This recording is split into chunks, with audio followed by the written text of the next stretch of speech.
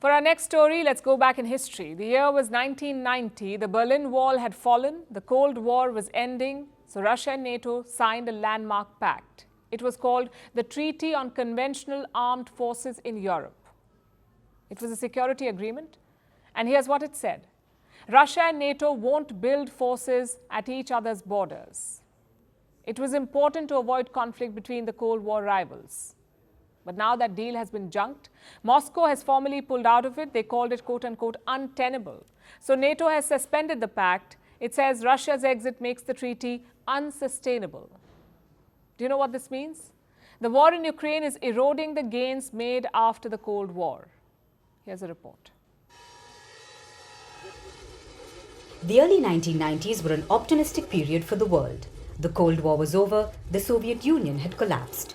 It brought a sense of hope, peace, and along with it, a new world order. Russia-West tensions looked like they were a thing of the past. This was supposed to be the decade of cooperation and diplomacy. So Moscow and NATO signed a security pact. It was called the Treaty on Conventional Armed Forces in Europe, also known as the CFE Treaty. At that time, this was a landmark move. It set constraints on conventional arms and equipment. The purpose was simple: prevent military build-up at mutual borders and help maintain peace in Europe. 32 years after this was signed, Russia invaded Ukraine, so all bets were off. Moscow mobilized its forces, and so did the NATO. Europe was on the brink of war once again, a war that the treaty hoped to prevent. So what exactly went wrong? This treaty was quite unpopular in Russia. When it was signed, Moscow had the upper hand in weaponry, so to give away those gains didn't make sense. And it seems like Moscow regretted it too. In 2007, they suspended participation in the treaty. In 2015, they mentioned their intent to withdraw. But this year, they've finally done it. Show the result.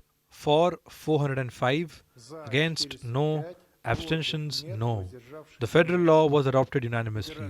Colleagues, I congratulate you. Moscow has formally pulled out of the Cold War treaty. Russia blames two things for this: the United States and NATO's expansion plans. NATO, on the other hand, has condemned this.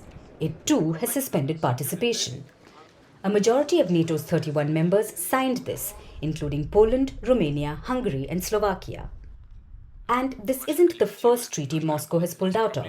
It's unlikely to be the last. Last week, Russia pulled out of a nuclear test ban treaty. Before that, the US backed out of a nuclear forces treaty. It shows you the trend.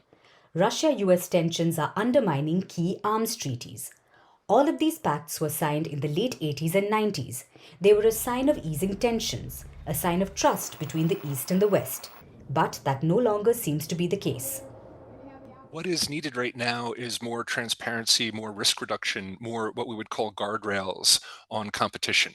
We basically need to manage the competition so that it doesn't spiral into crippling arms races, crippling in terms of cost and instability.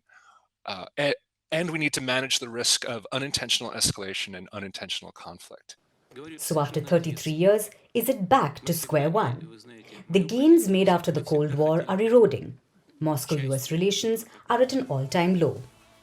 There's a war going on in Europe. The West has sanctioned Russia. Moscow remains on the offensive, and the world remains on edge.